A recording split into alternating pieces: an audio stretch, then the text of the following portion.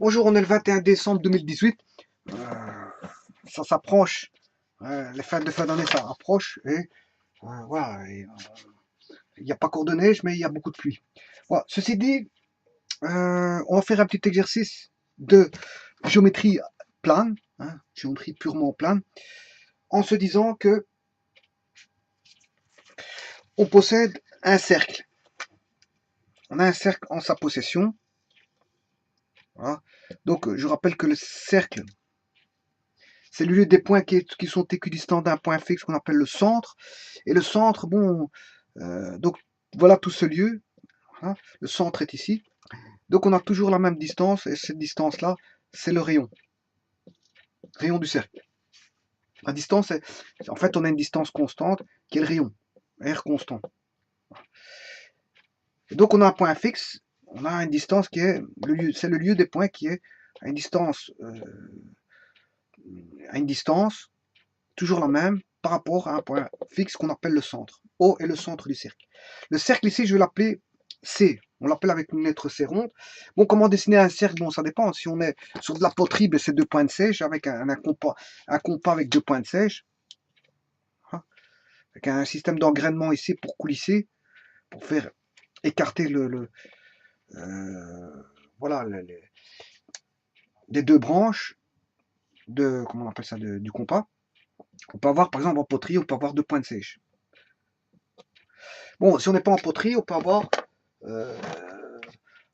une pointe sèche pour piquer, pour avoir le centre et rester fixe, et une autre qui est mobile et bon, qui possède soit du crayon, et on peut à ça ajouter, je veux dire, des cartouches en couleur. On peut tracer à l'aide d'un compas au niveau de la couleur, de l'encre, etc., tout ce qu'on veut. Voilà, bon, dans un jardin, vous allez prendre un piquet qui va être fixé et l'autre piquet en bois va tourner. Mais attention que la corde utilisée ici, entre les deux piquets, ne peut pas s'enrouler sur la première, sinon on va perdre une petite distance, on n'aura pas un cercle parfait. Voilà. Ceci étant dit, bon, c'est les techniques pour utiliser pour tracer un cercle. Il y a une multitude de cercles, et alors il y a les reports. Hein. On sait le tracer avec des reports, on sait le tracer de plusieurs manières. Il y a beaucoup de façons de dessiner un cercle, même sans compas, on sait tracer un cercle. Bon, ceci étant dit, bon, il y a tracé un cercle à main levée ou tracer un cercle avec un instrument de mesure ou un instrument capable de dessiner un cercle. Bon, il existe des lattes à gabarit avec certains diamètres et qui sont utilisées en dessin technique, par exemple. Eh bien, vous pouvez utiliser ces lattes à gabarit pour dessiner des cercles. Alors on retrouve des cercles normalisés, si vous voulez, hein, qui sont des lattes orange de dessin, hein, généralement de la marque Rotring. Et pour faire du dessin technique, industriel, ou par exemple à l'aide comment on appelle ça, au Rotring. On appelle ça du Rotring parce que c'est la marque Rotring, mais en fait c'est voilà, un ustensile pour dessiner avec de l'encre. Je ne me rappelle plus du nom, comment on appelle ça. Voilà. Mais si à la marque Rotring, on dit qu'on dessine au Rotring. Voilà. Parce que Rotring est une marque, tout simplement. Mais en fait, c'est de l'encre qu'on vient mettre et qui passe par voilà, certaines dimensions de.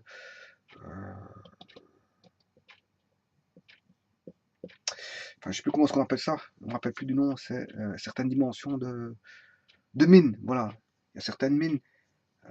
Et alors on encre, on a des cartouches d'encre qu'on vient, je veux dire, qu'on achète et qu'il faut placer dans dire, la cartouche au bon endroit. Enfin, de toute façon, ça, j'en parlerai à un moment donné, hein, parce qu'avec les bons termes adéquats, parce que si je n'ai pas les termes adéquats, donc je le montrerai dans l'usage du dessin, dans le cas du dessin, dans le cas de l'usage du dessin, non pas forcément du dessin industriel, parce que le rotring, on peut dessiner au rotring pour des animaux, pour des bâtiments, pour ce qu'on veut. Le rotring, c'est pour faire du dessin. Et le dessin, il n'existe pas forcément que du dessin industriel. Il y a énormément de types de dessins. Voilà. Bon, ceci dit, là n'est pas la question. Ici, je dessine un cercle à main levée et on va faire une démonstration. Donc, voilà mon cercle à main levée. Voilà. Je l'appelle petit c. Bien sûr, son centre est environ ici. Hein. Bon, je vous dis, je vais le faire à main levée. Alors, si je prends, par exemple, 3 points du cercle quelconque, je vais prendre, par exemple, ici, je vais l'appeler A. Ici, je vais l'appeler B. Et là, C. Donc, ce sont 3 points du cercle. Donc, on va dire que A, B, C appartiennent tous les 3 au cercle. Ce sont des éléments du cercle. Donc, ils appartiennent vraiment au lieu des points. C'est 3 points qui sont pris parmi le lieu des points du cercle. Donc, ces 3 points appartenant au cercle. Un point qui n'appartient pas au cercle, c'est ceci, par exemple. D n'appartient pas au cercle. Par exemple, si je prends un point ici, E n'appartient pas au cercle. Mais dès le moment où je suis sur le contour du cercle, il appartient au cercle. Ça, c'est d'une évidence absolue. Maintenant, ceci étant dit, on va construire un segment avec BA. Voilà. Et je dessine à ce moment-là ce qu'on appelle une corde. Alors, on a ici en rouge l'arc. Si je le parcours dans ce sens-là, c'est l'arc AB. Et si je le parcours dans l'autre sens, dans ce sens-là, j'ai l'arc PA. Voilà. Donc, on a un arc. Et sur cet arc-là, je pose une corde. La corde est en bleu. C'est un segment. La corde est un segment. Ouais. Comme on a une corde et un arc à flèche. Avec une flèche. Là, on a l'arc. Et là, on a la corde tendue par l'arc à flèche. Ici, c'est un peu la même chose. On a la corde et l'arc. Parce que ça ressemble à un arc à flèche. Bon, ceci étant dit, je fais la même chose avec AC. Donc, AC est la corde de l'arc. La corde de l'arc AC. AB est la corde de l'arc AB.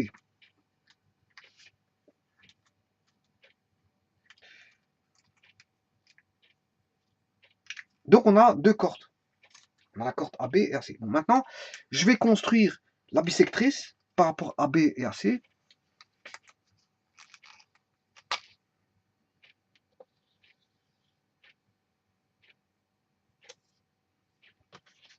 Voilà. Donc, je construis, je fais un arc. Je prends un compas, je mets la pointe C sur un A et je trace un arc de cercle qui va couper voilà, la droite AB ou la demi-droite AB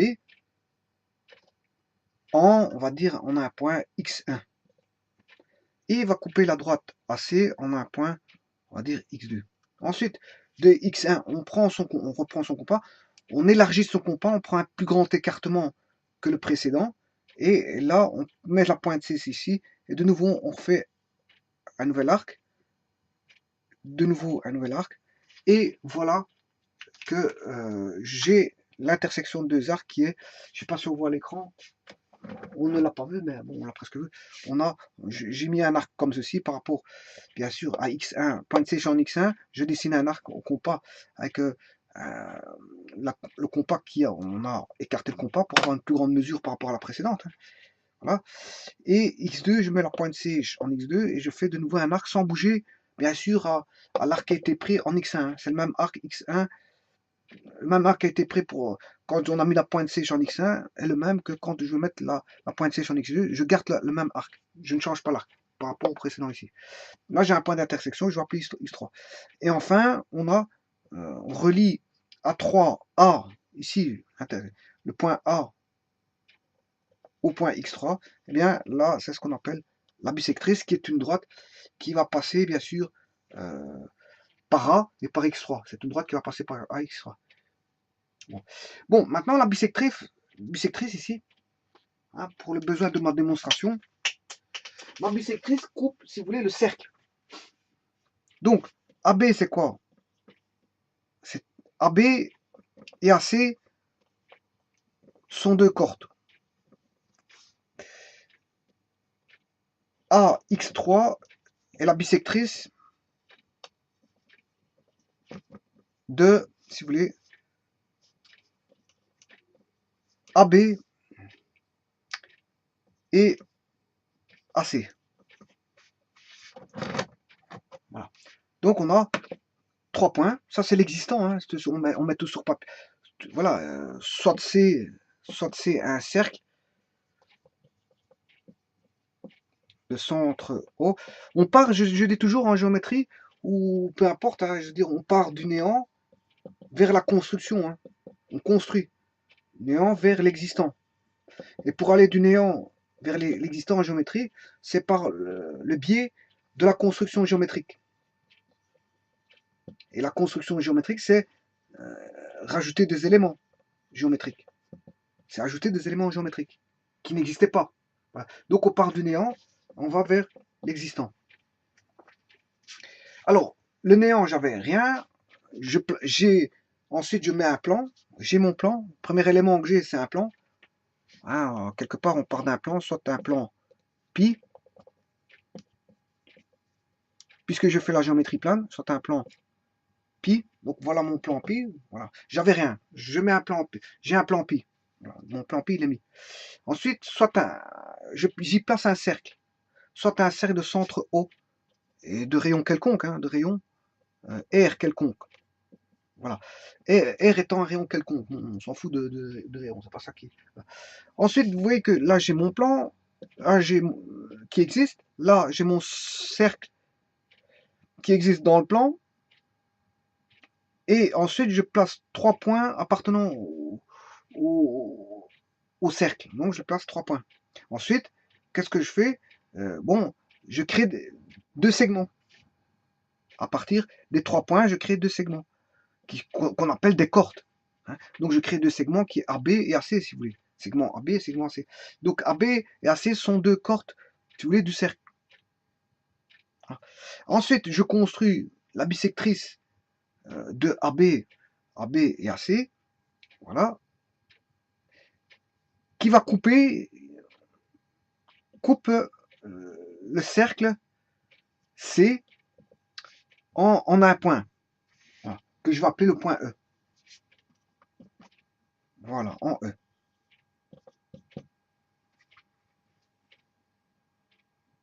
Donc, je répète, au départ, il n'y avait rien, j'ai mon plan qui est posé, je mets un cercle de rayon quelconque, j'y place un point A, un point B et un point C, quelconque, je les place n'importe où sur le cercle, hein, ils sont quelconques, ABC quelconque sur le cercle. Ensuite, je construis la bisectrice AB, AC, qui coupe le cercle en E. Donc là, j'ai 3 points. BEC. Voilà, BEC. Et ici, on va faire la démonstration suivante. Il faut démontrer qu'au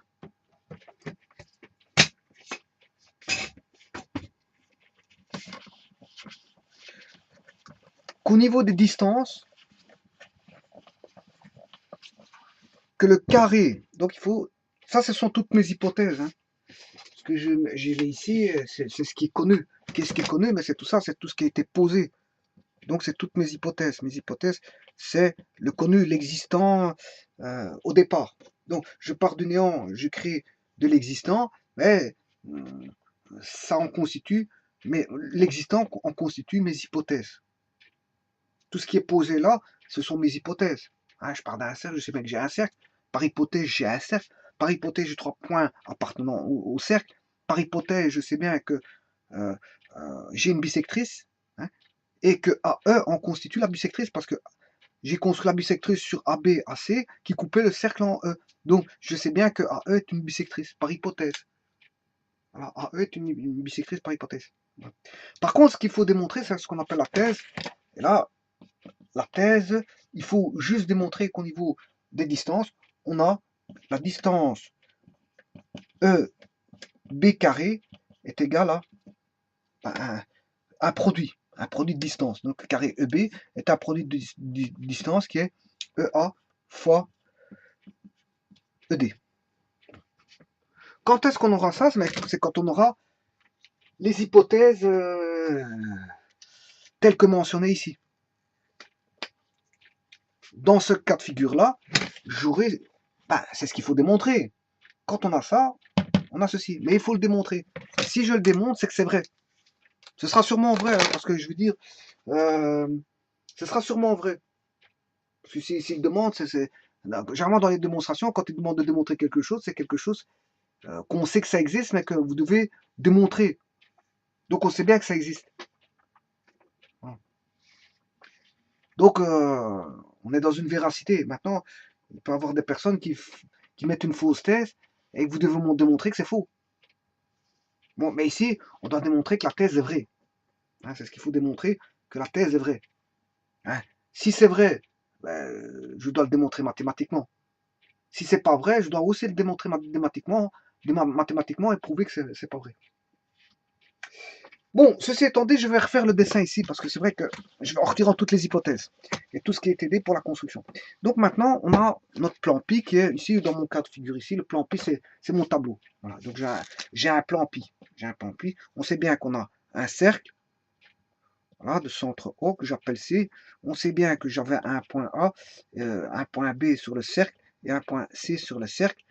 Voilà, on avait ceci.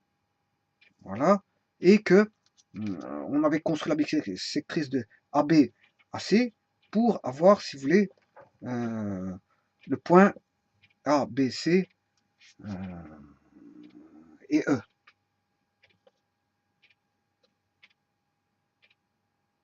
Ah, E.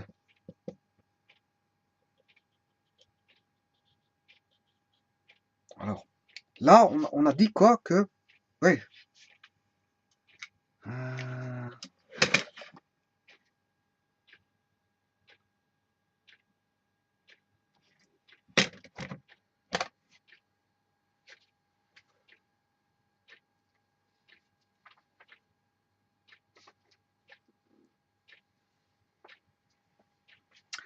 Oui, il manquait un point D, en fait.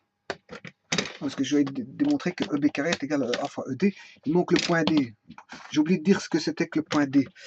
Bon, le point D, c'est tout simplement, si on relie BC, voilà, je relis BC. Donc c'est encore une hypothèse que j'avais oubliée, parce que c'est vrai que j'ai oublié de mettre le point D. Le point D ici, je ne l'ai pas mis, mais je vais le mettre maintenant. Le point D, c'est l'intersection de BC et de EA. Voilà le point D. Voilà. Là, j'ai le point D.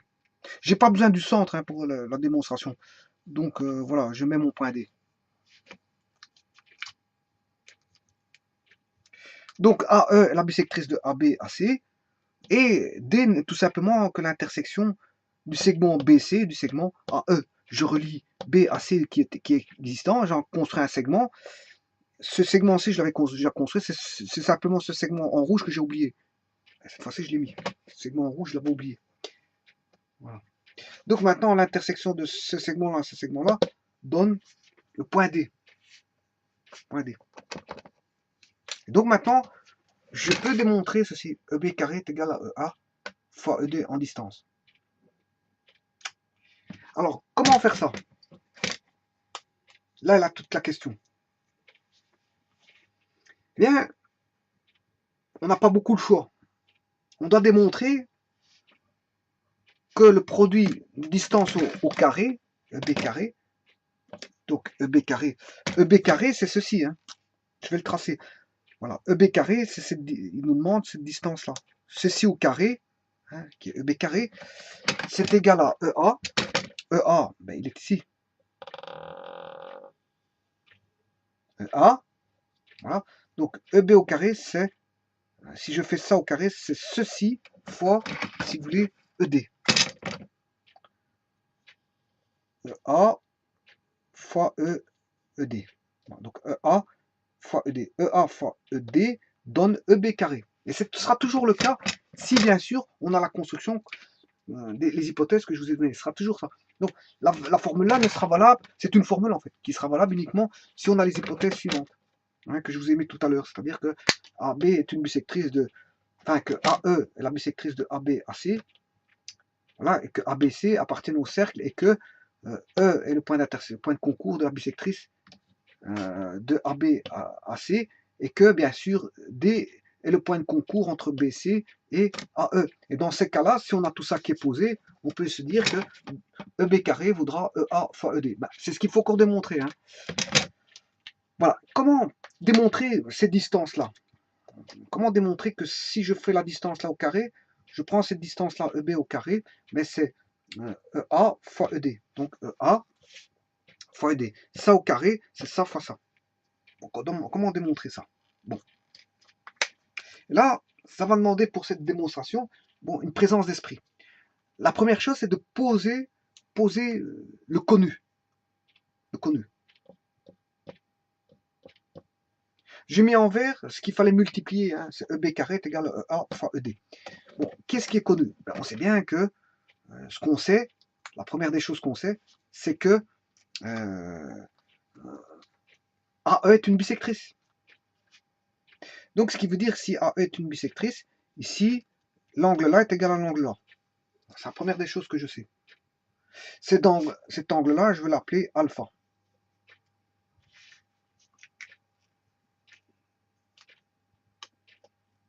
Bon. Ensuite, ça c'est la première des choses, parce que c'est une bisectrice. Maintenant, tout à l'heure, dans les hypothèses, c'est la première des choses. Hein. Donc on sait bien qu'on a deux angles identiques que j'appelle alpha. La seconde chose, c'est que AB c'est une corde et AC c'est une corde. C'est ce qu'on sait. Mais qu'ici, on a une corde AB qui est interceptée. Enfin, j'ai un arc ici AB et un arc AC. Mais l'arc AB est intercepté par l'angle ici. On voit bien qu'ici, on a un triangle qui intercepte. Un triangle ici, hein, on a un triangle ici, dont BE AE intercepte l'arc ici. Donc, on a un angle qu'on va appeler ici bêta. Mais que cet arc, ici, courbé, puisqu'un arc c'est courbé, c'est pas une corde qui est droite, une corde c'est plutôt, on va dire, une ligne droite. C'est un segment, hein, une corde, mais bon, ça a la direction d'une droite. Alors que bon, BA est un arc courbé. Un arc c'est d'office courbé. Voilà. Donc ici on a un arc. Eh bien, cet arc est intercepté par cet angle-là et cet angle-là. C'est ce qu'on appelle des angles inscrits. Donc on a deux angles identiques ici. Ça commence à bien se construire. On commence à avoir des relations qui font en sorte qu'on a des angles qui, en fait, des angles qui se répercutent. Donc on a alpha qui est identique parce que c'est une bisectrice. On a des bêta qui sont égaux parce que ce sont des angles au centre. Il y a deux angles au centre qui interceptent le même arc AB. Arc BA ou AB, peu importe, ça dépend dans quel sens on va. Si BA, c'est l'arc qui va dans ce sens-là. Et AB, c'est l'arc qui va dans l'autre sens. Je l'ai dit tout à l'heure et je le répète. Voilà, parce que les arcs sont orientés. Hein. On peut avoir un sens de parcours dans un sens horlogique ou anti-horlogique. Voilà, donc ce qui commence à bien faire. Je commence à avoir des relations qui vont me donner des relations qui sont unies au niveau des angles. J'ai des interceptions d'arcs identiques. J'ai des angles identiques dus au fait que j'ai une bisectrice. Et c'est surtout parce que j'ai une interception d'un arc par deux angles que justement j'ai deux angles identiques. Et comme on a construit une bisectrice par hypothèse, mais fatalement j'ai deux angles identiques. Donc on voit apparaître des relations d'angles. Mais attention que ici, moi, je dois pas retrouver une relation d'angle. Je dois retrouver une relation de distance.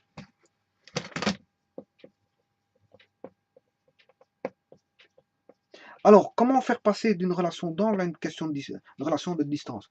Eh bien, d'autant plus qu'ici, j'ai des triangles. Ben, vous aurez compris que c'est les triangles semblables. Par les triangles semblables. Justement, je suis en train de regarder qu'il y a des relations d'angle. À partir de là, je vais démontrer qu'il y a des triangles semblables là-dedans, grâce aux relations d'angle, et que grâce à ces relations d'angle, ouais, je peux me permettre de trouver des relations de distance au travers des triangles semblables. Ce qui veut dire qu'ici, il y a sûrement, et ça se voit, hein, à 100%, à coup sûr, comme j'ai des angles identiques là et là, fatalement, je vais retrouver, vous allez voir que je vais retrouver les autres angles. Et que je vais avoir des relations de distance au niveau. Et donc, fatalement, si j'ai des relations de distance, Si j'écris des relations de distance au niveau des relations des triangles semblables, j'aurai des relations de distance. Et si j'ai des relations de distance, il se peut, si c'est pas ça, on entrevoira un autre chemin. Mais si j'ai des relations de distance, il se peut que je trouve cette relation-ci que je dois démontrer. Et donc, fatalement, je pourrais le démontrer par les triangles semblables. Mais si ce n'est pas le cas, ben, il faudra trouver une autre voie et moyen pour trouver cette relation-là de distance. Et c'est pas ça qui manque, des voies et moyens pour trouver des relations de distance en géométrie plane. Eh bien, on va faire la démonstration, mais tout d'abord, il faut que je trouve des relations de triangles semblables. Et ici, pour moi, il y en aurait, parce que je vois qu'il y a déjà bêta, bêta, alpha, alpha. Bon. Alors, on est en géométrie ici, et en géométrie, on dit que si vous dessinez ceci, ces deux angles-ci seront les mêmes. Ce qu'on appelle des angles opposés par leur sommet. Et bien sûr, vous aurez compris que ces deux angles-ci seront les mêmes. Ce qu'on appelle des angles opposés par leur sommet. Donc, c'est le cas de figure ici. Ces deux angles ici sont identiques, mais ça ne m'intéresse pas. Par contre, ce qui va m'intéresser, c'est cet angle-là. Pourquoi? Parce que ici, j'ai un triangle. J'ai le triangle EBD. Or, justement, je dois retrouver une relation avec le carré de la distance EB et ED. Donc, ce triangle-là m'intéresse à plus d'un titre. EBD. Parce que j'ai EB carré est égal à EA fois ED. J'aurai déjà une relation par rapport à ED et EB. Bon, donc ici, on voit bien que j'ai un angle identique à celui-là, mais il ne m'intéresse pas cet angle-là, mais ce triangle-là m'intéresse. Je vais appeler celui-ci delta. Alpha, bêta, gamma. Je vais l'appeler gamma. Ici, j'ai gamma. Ici, j'ai gamma. Voyons voir. Ici, j'ai déjà un triangle dont je connais tous les angles. Puisque là, j'ai gamma. Là, j'ai alpha. Là, j'ai alpha, pardon. Alpha, bêta et gamma.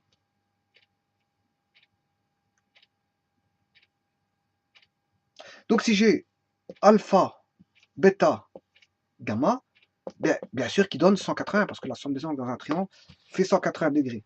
Donc, alpha plus bêta plus gamma donne 180, parce qu'on a affaire à des triangles. Bon, si on a des relations à 180, bien sûr, en géométrie euclidienne qu'on a 180, bien sûr. Hein. Je parle de la géométrie euclidienne. Hein. Alpha plus bêta plus gamma égale 180 degrés. En géométrie euclidienne. Et je suis en géométrie euclidienne, il n'y a pas de problème pour ça. Je ne suis pas en géométrie courbe, mais en géométrie plane. Donc alpha plus bêta plus gamma représente dans la géométrie plane un triangle dont la somme des angles fait 180 degrés. Ceci étant dit, regardez ce que j'ai ici. J'ai bêta gamma.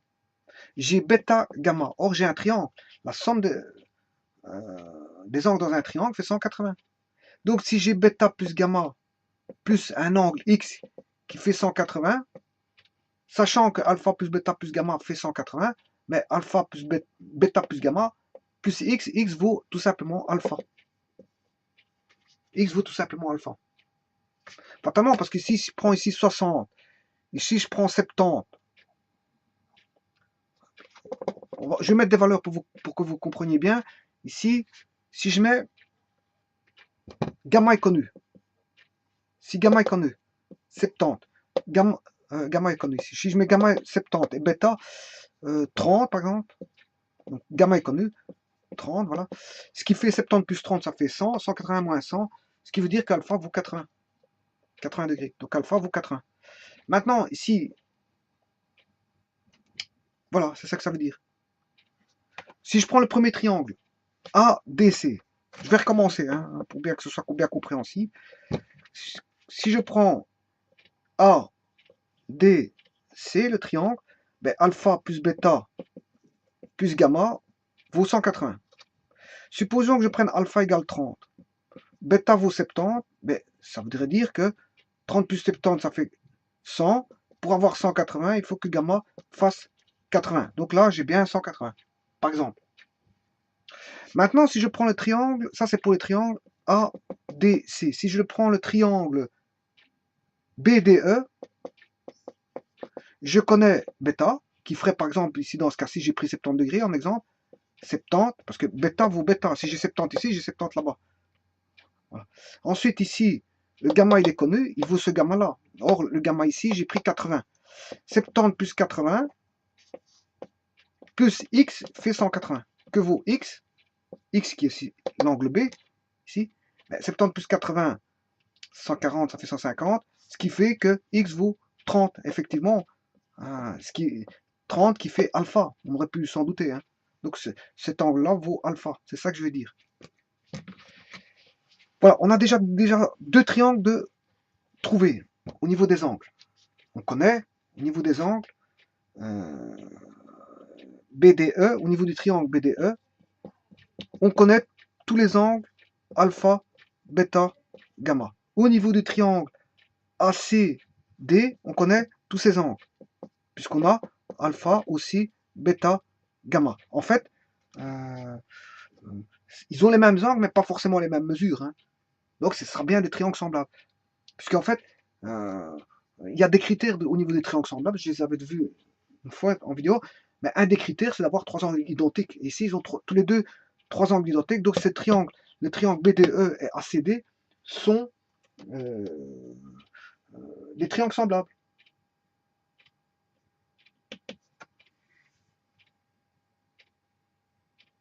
Voilà. Bon, donc on verra quelles sont les mesures qui sont, je dis, proportionnelles. Hein. Mais ça, bon, on sait bien que tout simplement, j'ai parcouru dans un sens n'importe lequel. J'ai commencé à partir de BDE. J'aurais pu prendre DBE ou EDB ou peu importe. Voilà. Tout comme ici, j'ai pris le triangle ACD dans un premier temps.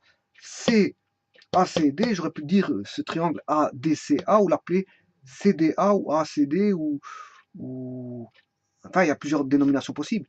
ACD, ADC, CDA, CAD, DAC, DCA. Mais ça, je le verrai après. Quels sont les côtés proportionnels? Donc, à ce moment-là, il faudra les appeler, veut dire, contrôler les deux triangles semblables et les appeler sous la bonne tournure de dénomination. Hein, parce que vous avez bien vu que si je mets trois lettres, j'ai combien de dénominations possibles? Là, j'en ai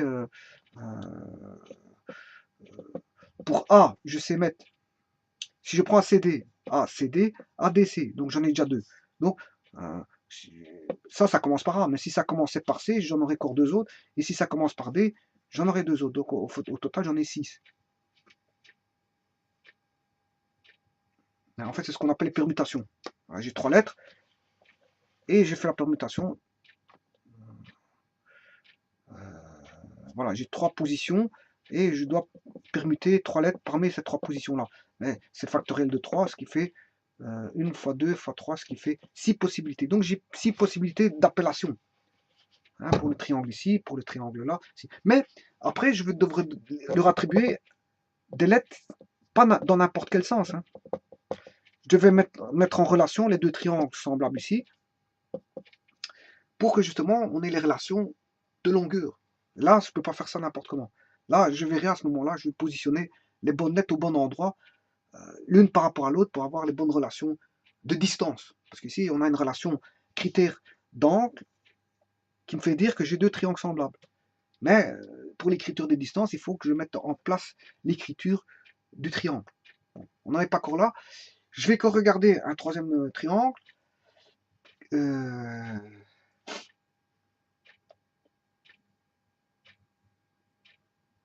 Qu'est-ce qu'on pourrait prendre? Ici, j'ai... Donc attention que le alpha, il va jusque là.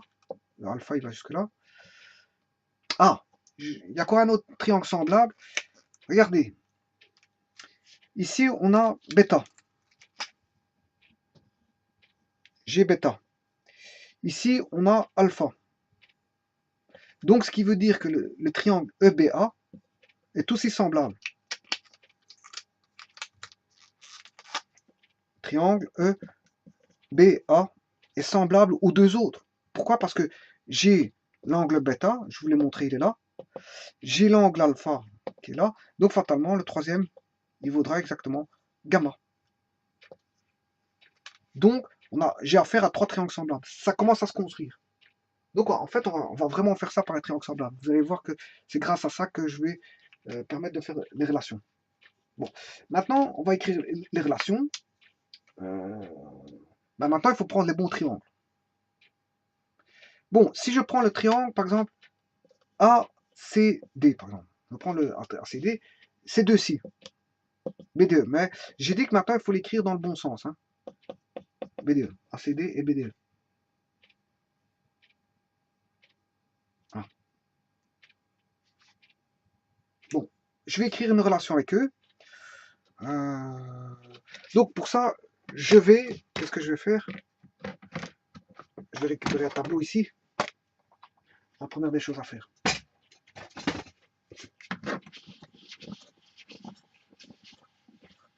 Alors, maintenant, je vais mettre les bonnes lettres au bon endroit. Donc, j'ai dit que, qu'est-ce qu'on a dit? On va prendre la relation suivante. Je vais prendre les deux triangles semblables ici. Donc, on a affaire à trois triangles semblables. Hein. BDE, ACD, EBA sont trois triangles semblables. Donc, ce triangle-ci, ce triangle-là, BDE, est semblable à celui-là, qui est ACD. Voilà. Et que ces deux triangles-ci sont semblables à ce grand triangle qui est ici. C'est le critère des angles qui permet de dire qu'on a affaire à trois triangles semblables. Donc ils sont proportionnels au niveau des longueurs. Donc c'est seulement grâce à ça que je trouvais une relation de distance. Voilà. Donc ici je vais prendre tout d'abord le triangle BDE et ACD. Donc BDE et ACD. Donc je vais prendre le BDE par rapport à ACD. Hein. Donc semblable, ça s'écrit comme ça. BDE et ACD. Bon, c'est pas le bon ordre. Hein. Si je l'ai écrit tel que je l'ai, n'importe comment, maintenant je vais mettre le bon ordre. Alors pour trouver le bon ordre, il faut regarder par rapport aux angles. Alors, à quoi correspond EA? EA, on a EA.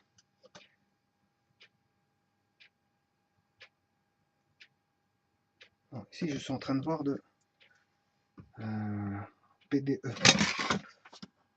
Ouais, BDE et ACD. Non, c'est ici. BDE, BD, le D il est ici, parce que je ne vois pas fort. BDE, c'est ce triangle-ci. Et je vais le comparer avec le petit. Voilà. Alors là, pour ça, il faut regarder les angles.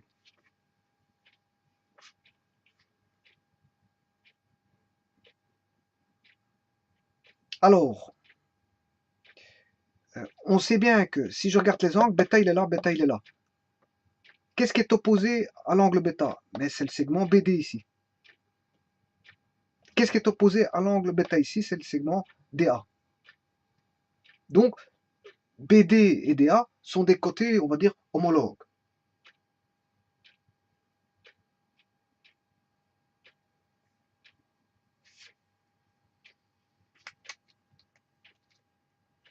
Donc, j'ai dit que, je répète, l'angle bêta il est là, l'angle bêta est ici.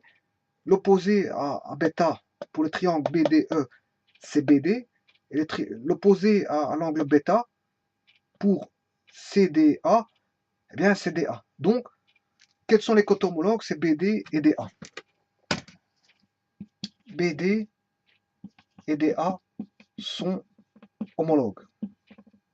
Bon, qu'est-ce qui peuvent être encore homologues? Le côté opposé à l'angle alpha, c'est ED.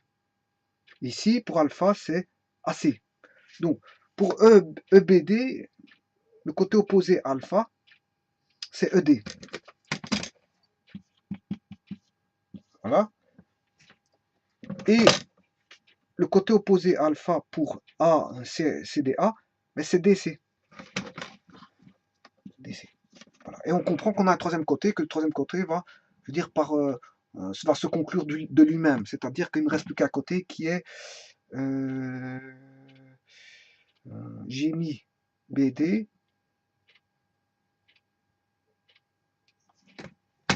BD, DE, ben il va rester BE, qui est le côté opposé à gamma si vous voulez. Donc BE. Et le côté opposé à gamma ici, c'est AC. Voilà les côtés homologues. Ils sont homologues parce qu'en fait, ce sont des côtés opposés à des angles identiques, si vous voulez.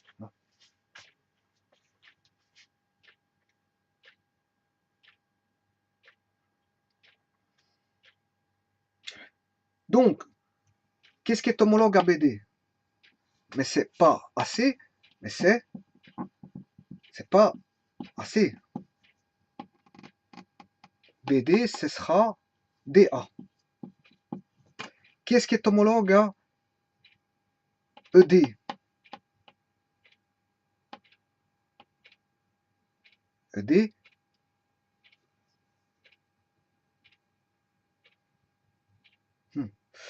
ouais, donc ABE, c'est AC.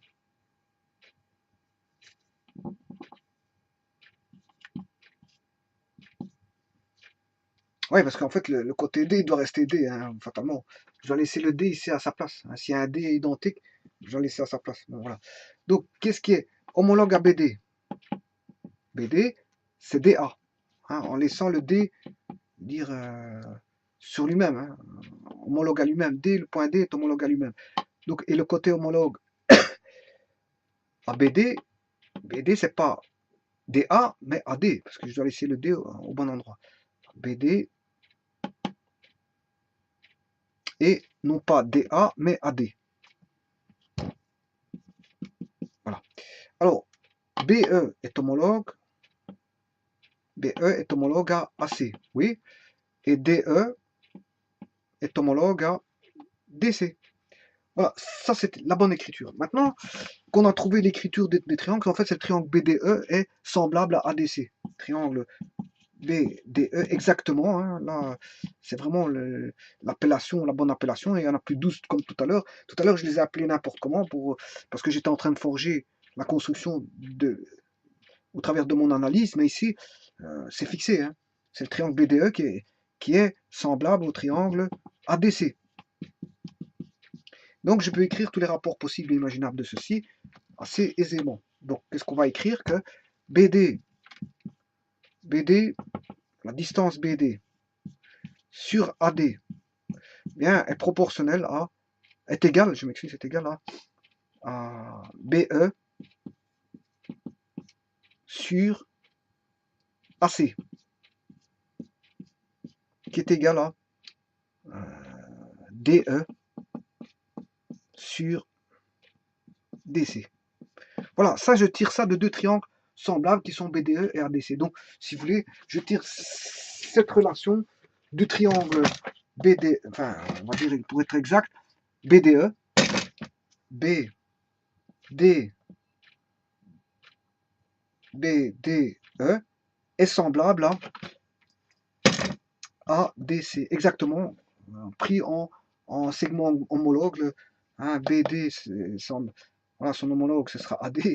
Voilà, DE, son homologue, ce sera DC, et BE, son homologue, sera AC. Bon, est-ce que je sais tirer des conclusions par rapport à ce que je viens de marquer? J'ai des relations de distance, c'est bon. Est-ce que j'ai ce fameux BE carré qui peut apparaître? EB carré qui vaut BE, hein, voilà. Ici, j'ai un EB. Ouais. J'ai un EB. J'ai un ED ou DE, hein. ED ou DE, c'est le même. Et j'ai un donc j'ai bien ED ici. Et j'ai DE. Si j'ai un DC. Donc j'ai bien un DE ou ED. J'ai bien ED. Est-ce que j'ai AE? A. EA ou AE, je ne l'ai pas. Par contre, j'ai bien un EB.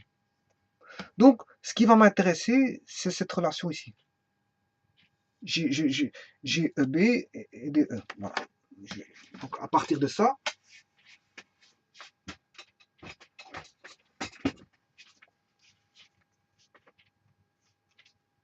je vais écrire que je veux avoir besoin de ceci. Mais ça ne me suffit pas parce que j'ai EB et ED. Si je peux écrire EB, et là je peux écrire que j'ai ED, mais ça ne suffit pas parce que j'ai pas EA.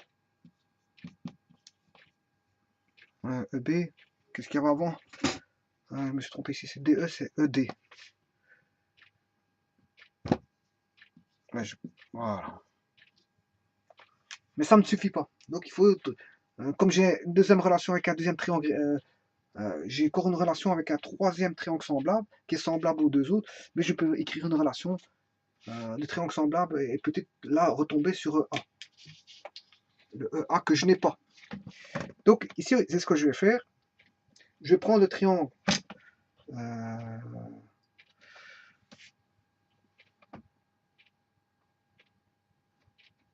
les deux autres triangles.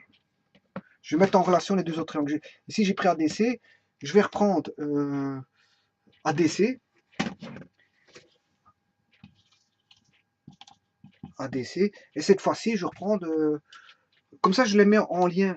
L'avoir ici et là. Comme ça, moi, je vais faire intervenir ce fameux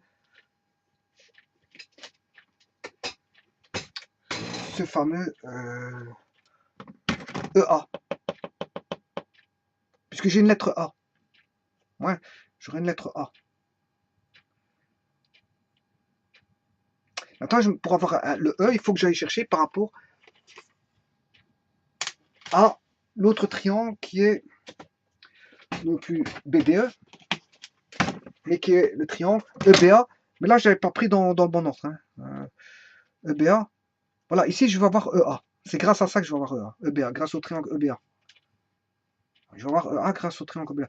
Donc, je vais chercher le triangle semblable à celui que je viens de prendre, c'est-à-dire ADC. ADC. Donc, le AD pour ADC. AD, c'était l'angle qui était opposé à bêta. Voilà. Donc, dans EBA, l'angle EBA, il est là. L'angle opposé à bêta, mais c'est AB. Voilà. Alors, je mets le A ensemble, enfin, du même côté, parce que c'est la même lettre, hein, donc là, il n'y a pas de problème. Bon, maintenant, si je prends toujours le triangle ADC, je viens de faire AD. Si je prends DC, DC, c'est le côté opposé à l'angle alpha. Donc le côté opposé à l'angle alpha pour le triangle EBA, ce sera BE.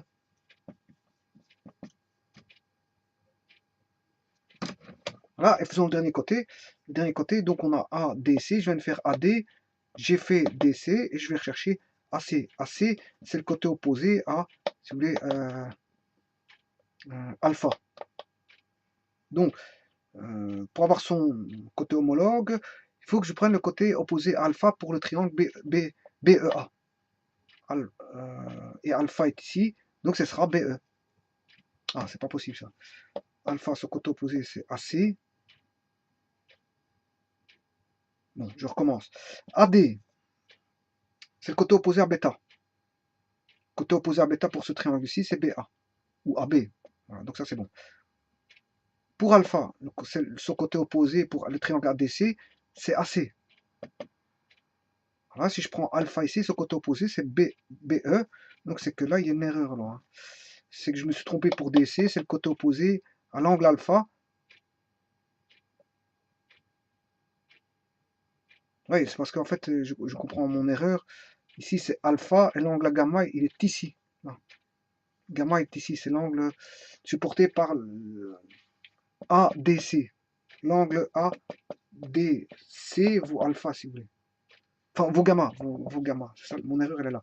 Donc, le côté opposé à gamma dans le triangle ADC, c'est AC. Voilà. Donc, le triangle opposé à gamma dans le triangle EBA, gamma, il est ici, mais en fait, c'est AE. Voilà, là, on est bon. Voilà, c'est juste gamma que je ne voyais pas bien. Je confondais avec alpha. Pour ça que, voilà. Donc, ce qui veut dire quels sont les triangles semblables. Mais si je prends le triangle semblable, comme je l'ai fait ici, c'est-à-dire que je vais le dénommer ADC. Si je prends ADC, mais, le A il ne va pas changer. Ici, il contient un A, EBA. Donc, je vais mettre un A. Le A doit rester avec le A. Voilà. Alors maintenant, si on a AD, je dois avoir AB. Si on a AD, je dois avoir AB. Voilà. Si on a DC, je dois avoir BE. si on a DC, je dois avoir BE. Hein, si on a DC, je dois avoir BE. Et si on a AC, je dois avoir AE. Et si on a AC, je dois avoir AE. Donc c'est juste, pas de problème. Alors j'écris les relations. On a de distance, AD sur AB est égal à AD sur AB est égal à AC sur AE. DC sur BE. Voilà. Alors, voyons voir maintenant par rapport à la thèse.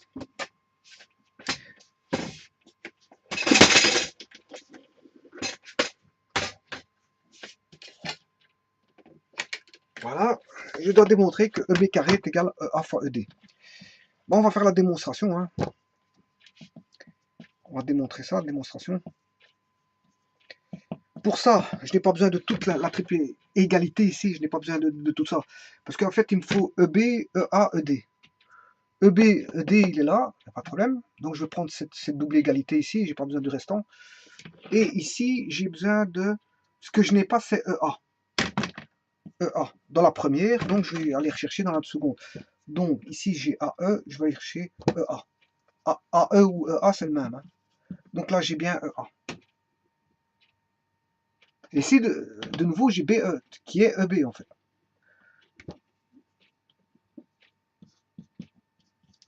Voilà.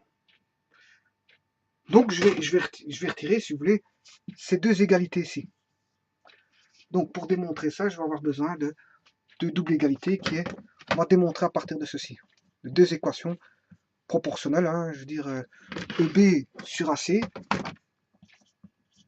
est égal à ED sur DC. Voilà la première relation. Et la seconde, je n'ai besoin que de ceci parce que voilà, et je vais même, on va dire, inverser ceci. Hein. Je vais faire EA sur AC. EA sur AC est égal à, j'inverse ici, EB sur DC. EB sur DC. Voilà la 1 et là la 2. Voilà. Donc c'est déjà plus évident. Hein. Donc vous voyez qu'à partir des relations d'angle, alpha, bêta, gamma, je retrouve des relations de distance. Et grâce à ces relations de distance, je peux avoir une relation, je veux dire, toute faite par rapport à des propriétés, une formule toute faite par rapport à des propriétés, où on avait pris la bisectrice, on avait pris un cercle, on avait pris voilà, une corde, voilà, la bisectrice de deux cordes, voilà, qui coupait le cercle en un point, et voilà, on avait réuni deux segments. En faisant toutes ces propriétés, on avait une formule qui en découle au travers des relations d'angle, et donc de relations de distance, et donc fatalement au travers d'une formule mathématique de distance. Voilà. Eh bien, on va essayer de trouver cette formule-là, mais on a suffisamment tous les éléments. Maintenant, il ne s'agit plus de géométrie. La géométrie était posée, c'est fini. La géométrie était posée. C'est juste de trouver, une relation entre les deux.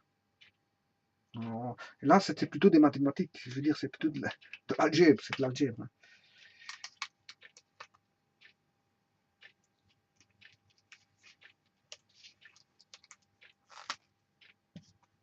Bon, pour ça, je vais retirer le EB d'ici,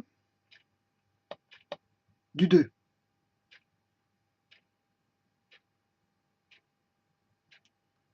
Je vais retirer. Maintenant, il suffit juste de trouver une relation mathématique. Et pour ça, il faut que j'efface. Voilà.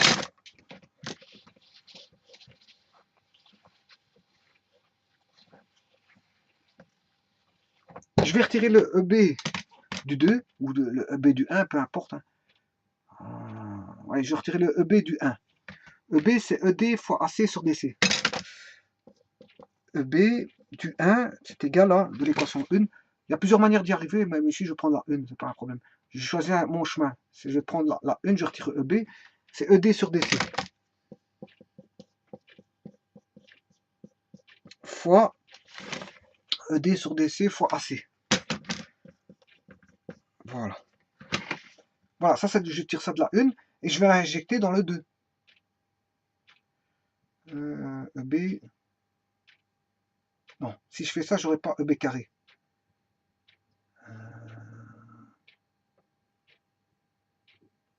Mais ici, si je faisais ça maintenant, je vais, on va dire, inverser ces deux-ci. Donc j'aurai EB sur DC est égal à EA sur AC. Voilà. Voilà l'équation 2. Donc je vais le réécrire ici, juste à côté, en dessous de la première.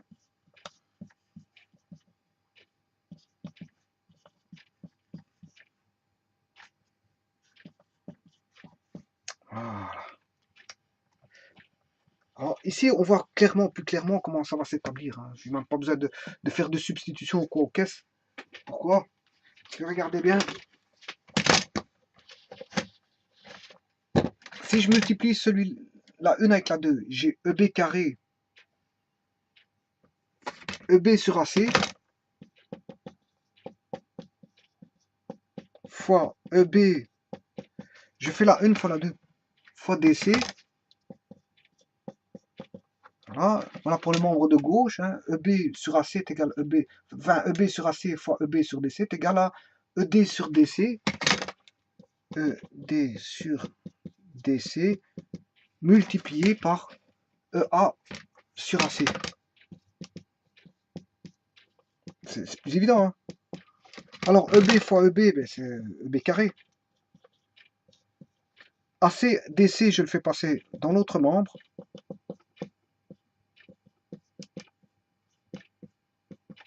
AC, DC. Attention que c'est pas le groupe de musique AC/DC. Hein. Bon, ça c'est pour rigoler. Bon, ça fait peut-être pas rire tout le monde, mais enfin bref. Ici, ici ce sera DC, AC. Voilà. Et là maintenant, je peux simplifier. Donc vous voyez que j'ai pas besoin de faire une substitution. Il suffit que je multiplie membre à membre. Et voilà. Donc AC sur AC, ça tombe. Et ça tombe, ça donne 1, parce que AC divisé par AC, ça fait 1. Et DC divisé par DC, ça fait 1. Et 1 fois 1, ça fait 1. Donc autant dire que ceci se simplifie. Et qu'est-ce qu'il reste?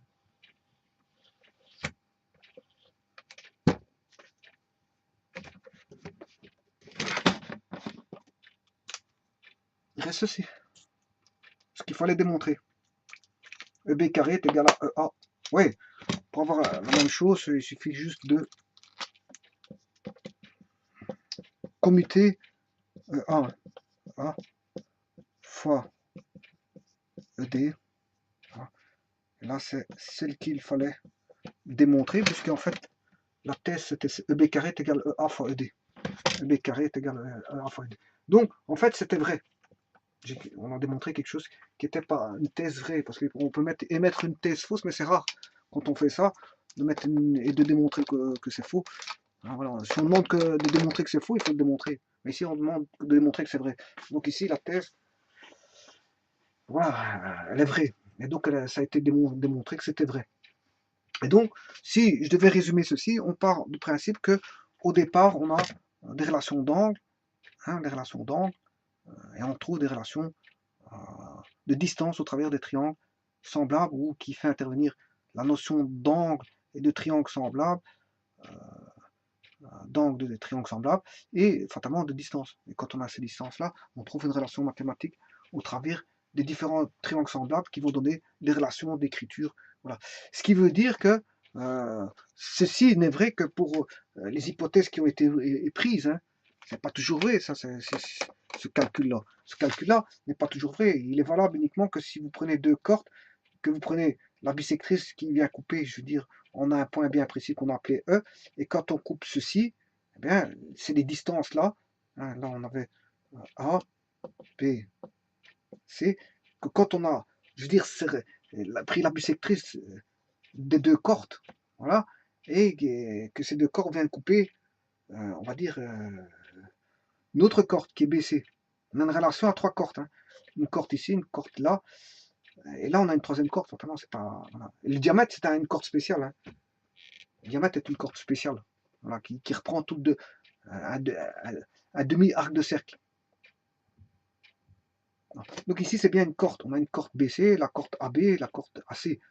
Voilà, on a trois cordes. On a une relation que si on prend deux cordes qui sont, on va dire,